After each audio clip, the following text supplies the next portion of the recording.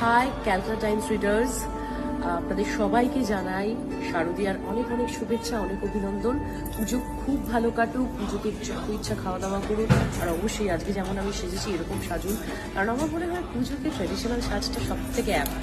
তো আমার ভালোবাসার মানুষদের বলবো একদম পার্টি এনজয় করুন, পরিবারের সাথে থাকুন, আর অবশ্যই সুস্থ থাকুন।